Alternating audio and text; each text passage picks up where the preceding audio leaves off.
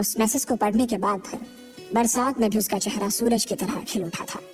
Lucky ने इस message को पढ़कर खत्म किया ही था कि उसके फोन पर बारिश की बूंदें जमा होने लगी थी। लकी ने थोड़ी देर की खुशी मनाने के बाद याद किया कि वो सच में गरीब नहीं था। असल में उसके परिवार ने उसे एक परीक्षा में डाल रखा था जिसका नाम था गरीबी अभ्यास परीक्षा। इस परीक्षा के तहत लकी को अग्रवाल खानदान में उसके नाम की जमीन और जायदाद पर तभी हक मिलने वाला था जब वो इस परीक्षा को पास कर लेता। अचानक से उसे याद आया कि वो गरीब नहीं था बल्कि गरीब होने की परीक्षा दे रहा था। हालांकि परीक्षा देते देते उसे 8 बरस हो चुके थे, इसलिए उसे एहसास होने लगा था कि वो कभी परीक्षा को पास ही नहीं कर पाएगा और हमेशा हमेशा के लिए गरीब ही रह जाएगा। अच्छा हुआ चली गई, अब मिलना कभी। लकी ने होटल की तीसरी मंजिल की ओर देखा और पानी के अंदर ही अपना पैर पटक दिया। वो डिम्पल को कोस रहा था। उसने अपनी मोटरसाइकिल उठाई और फिर से चमन मेडिकल स्टोर जाने के लिए मुड़ने लगा। अगले दिन जब लकी की आंख खुली तो वो सीधा उठा और तैयार होकर शहर के सबसे बड़े बैंक न्यू सिटी बैंक पहुंच गया। न्यू सिटी बैंक न सिर्फ शहर का सबसे बड़ा बैंक था बल्कि वो सबसे अमीर बैंक भी था। वहाँ पर शहर के सबसे अमीर लोगों के ही पैसे जमा किए जाते थे। लकी वहाँ पैसे को निकलवाने के लिए जा रहा था। New city bank south Delhi में बसा हुआ था और उसके दरवाजे के बाहर महंगी से महंगी गाड़ी खड़ी थी। भाई, अब इसमें से कौन सी नई गाड़ी लेगा, लकी ने मन ही मन सोचा। उसे यकीन नहीं हो रहा था कि कल तक तो वो एक मोटरसाइकिल तक नहीं खरीद पा रहा था और आज वो एक कार, और वो भी इतनी महंगी कार खरीदने की सोच रहा था। फिर उसने अपनी नजर गाड़ी पर से हटाई और बैंक के अंदर जाने लगा। उसने देखा कि बाहर बहुत भीड़ थी और महंगे से महंगे कपड़े पहने लोग बैंक के अंदर जा रहे थे। कहाँ दवाओं की बदबू और कहाँ ये खुशबू। उसने एक बहुत ही गहरी सांस के अंदर ज्यादा से ज्यादा खुशबू को समेटने की कोशिश करते हुए अपने मन में सोचा, लेकिन अगले ही पल उसके मन में संकोच पैदा हो गया था। रातों रात लकी की किस्मत तो बदल गई थी लेकिन उसके कपड़े नहीं बदल पाए थे। इतने बड़े बैंक में वो वही कपड़े पहनकर आ गया था जो वो अक्सर अपने काम पर पहनकर जाता था। पैसे लेते ही ना सबसे पहले नए कपड़े खरीदने, लकी ने अपने आप से कहा और फिर बैंक के अंदर दाखिल होने लगा। जैसे ही उसने दरवाजे को धक्का दिया उसे आवाज आई, आउच! लकी थोड़ा सा हड़बड़ी में दिखाई दे रहा था और इस जल्दबाजी के चक्कर में वो एक लंबे बाल वाली लड़की से जा टकराया था जो कि उसके बगल में ही चल रही थी। माफ करना, मैं आपको देख नहीं पाया, सॉरी।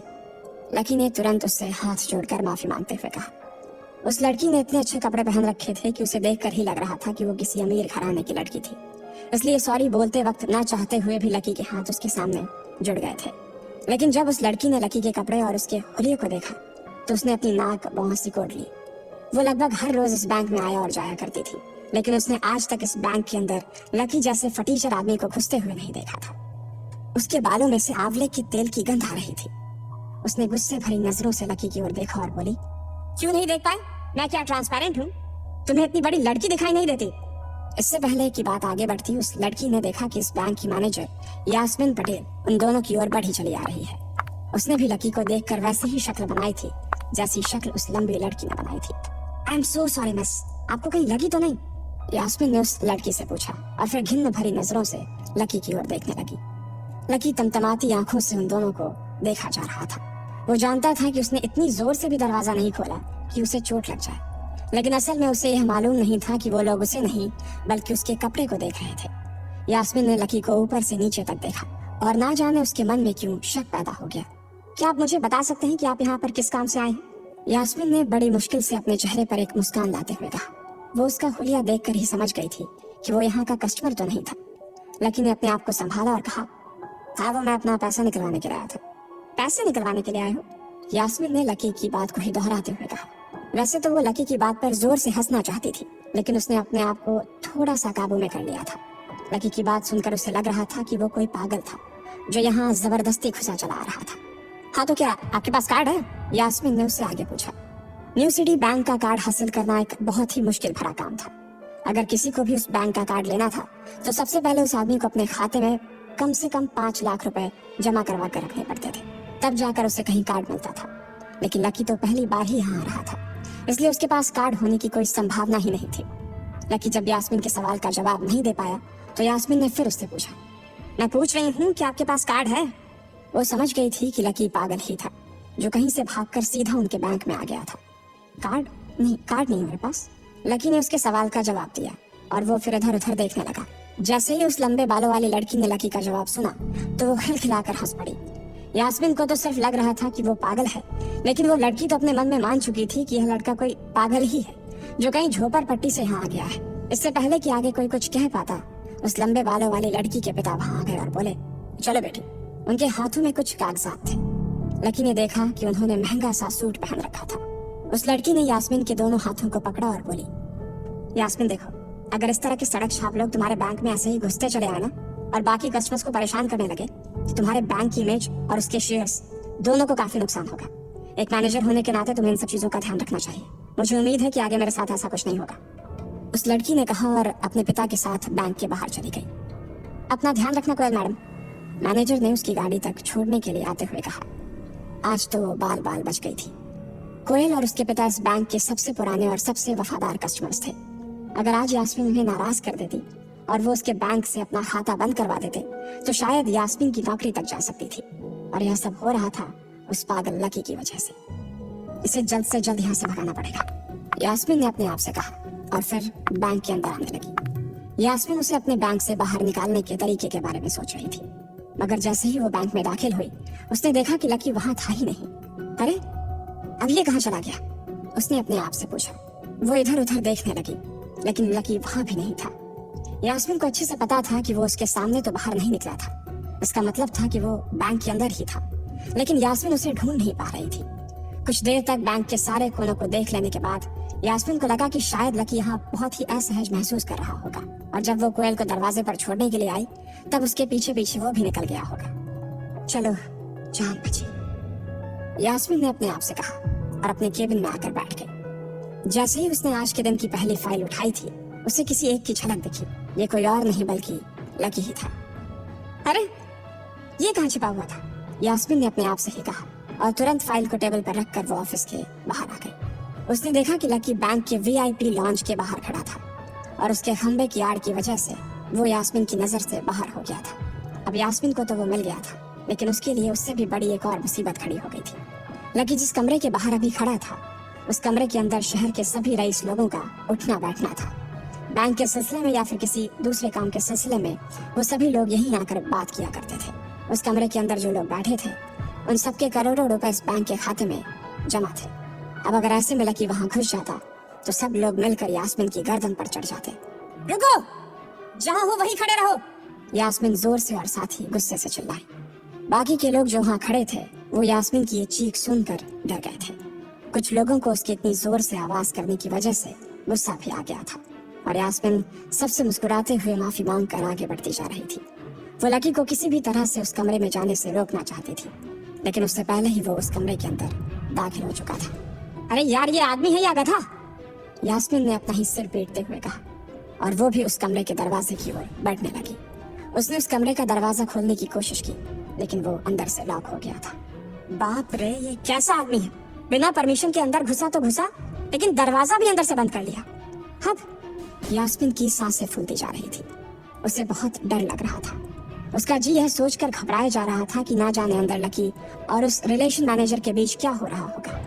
इधर जैसे ही लकी कमरे में दाखिल हुआ, वहां का कस्टमर रिलेशन मैनेजर जो कि सोफे पर फैला हुआ था, वो उसे देखते ही अचानक सीधा बैठ गया। हेलो सर, कैसे हैं आप? उसके मुंह से बिना लकी को देखते हुए ये शब्द निकले।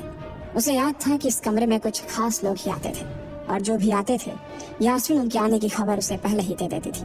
लेकिन इस वक्त जो आदमी उसके सामने खड़ा था, उसे देखते ही वो अपनी जगह पर जम गया था। ना तो वो कहीं से भी वीआईपी लग रहा था और ना ही वो उसका कोई रिश्तेदार था। कौन हो भाई तुम, क्या चाहिए तुम्हें? उस मैनेजर ने 20 साल के जवान लड़के को देखते हुए कहा। मैं यहाँ अपना पैसा लेने आया हूँ, लकी ने सीधे मुद्दे की बात को मैनेजर के सामने रखते हुए कहा। तुम्हारे पास हमारा सुप्रीम कार्ड है? मैनेजर ने उससे ऊपर से नीचे तक देखा और पूछा। नहीं नहीं, मेरे पास कोई कार्ड नहीं है, लकी ने कहा। तो फिर हम तुम्हें कोई पैसा नहीं दे सकते, चलो अभी दरवाजा खोलो और सीधा बाहर निकलो, मैनेजर ने कहा और सोफे पर से उठ गया। नहीं, मैं अपना पैसा लिए बिना नहीं जाऊंगा यहाँ से, लकी भी जिद पर अड़ गया। अरे बोला ना, बिना कार्ड वाले को पैसा नहीं मिलता है, और वो भी पैसा होगा तब तो मिलेगा ना, मैनेजर ने उसके करीब आते हुए कहा। अरे पैसा है तभी तो निकालने आया हूँ सर, लकी ने कहा। देख, फालतू की बहस मत कर सुबह सुबह, वरना मैं सिक्योरिटी को बुला लूंगा तो वो लोग मार मार कर बाहर निकालेंगे तुझे। लकी यह सुनकर घबरा गया था। मैनेजर के चेहरे का गुस्सा उसे साफ नजर आ रहा था, लेकिन ऐसा भी नहीं था कि वो झूठ बोल रहा था। भले ही उसके पास कार्ड नहीं था, लेकिन इसका मतलब ये नहीं था कि वो अग्रवाल खानदान का लड़का नहीं था। जैसे जैसे मैनेजर उसकी ओर बढ़ता चला जा रहा था, लकी का डर भी बढ़ता जा रहा था। मैनेजर को लग रहा था कि वो कोई संकी था और वो उसे धक्का मारकर बाहर निकालने के लिए आगे बढ़ ही रहा था कि अचानक घबराए हुए लकी के दिमाग में एक आइडिया आया। फिंगरप्रिंट! उसने अपना अंगूठा कमरे में मौजूद उस मैनेजर के सामने उठाते हुए कहा। फिंगरप्रिंट? कौन सा फिंगरप्रिंट? मैनेजर ने चौंकते हुए पूछा। अरे अरे आपने कहा ना कि आपको कार्ड चाहिए, पर मेरे पास कार्ड नहीं है, फिंगरप्रिंट है, और मुझे मालूम है कि आपके यहाँ फिंगरप्रिंट से भी पैसे निकलते हैं। ये कहते ही लकी ने एक राहत की सांस ली थी, लेकिन मैनेजर को यह समझ नहीं आ रहा था कि आखिर लकी को फिंगरप्रिंट की जानकारी मिली कैसे। तुम फिंगरप्रिंट यूज करना चाहते हो? मैनेजर ने लकी को घूरते हुए पूछा। लकी की शक्ल और उसका हुलिया मैनेजर के लिए उसकी बातों से मेल नहीं खा रहा था। हाँ, मैं फिंगरप्रिंट यूज करना चाहता हूँ सर, लकी ने सीना चौड़ा करते हुए कहा। उसे इस तरह देख तो मैनेजर और भी कंफ्यूज हो गया था। मैनेजर ने सोचा कि उसे एक चांस देना चाहिए, इसलिए उसने लकी को फिंगरप्रिंट इस्तेमाल करने की इजाजत दे दी थी। वो अपनी टेबल के पास गया और उसके दराज में फिंगरप्रिंट वाली मशीन ढूंढने लगा। 2-3 ड्रॉर में झांकने के बाद आखिरकार उसे वो मशीन मिल गई थी। चुपचाप यहाँ पर अपना अंगूठा लगा, मैनेजर ने मशीन को आगे बढ़ाते हुए लकी से कहा। लकी ने अपनी फटी हुई पैंट के पिछले हिस्से में अपना अंगूठा पोंछा और फिर उस मशीन पर लगा दिया। 2 सेकंड बाद मशीन में से एक आवाज आने लगी। उसके अंदर एक लाल बत्ती चल रही थी और वो जोर जोर से बीप कर रही थी। देखा, तुम्हारा फिंगरप्रिंट मैच नहीं कर रहा है। मैंने पहले ही बोला था कि कोई खाता नहीं है इस बैंक में तुम्हारा। मैनेजर ने लकी को ऐसे देखा जैसे वो कोई बड़ा अपराधी था। मैनेजर उसकी पैंट की ओर देखने लगा। उसे लग रहा था कि लकी ने अपनी जेब में कोई हथियार छुपा रखा था और वो मैनेजर को बेवकूफ बना रहा था। इससे पहले कि लकी अपनी जेब से कोई बंदूक या बम निकालता, मैनेजर ने अपना फोन निकाला और पुलिस का नंबर लगाने लगा। लकी ने उसकी स्क्रीन पर देख लिया था कि वो 100 नंबर पर फोन लगा रहा था। लकी बुरी तरह से घबरा गया था।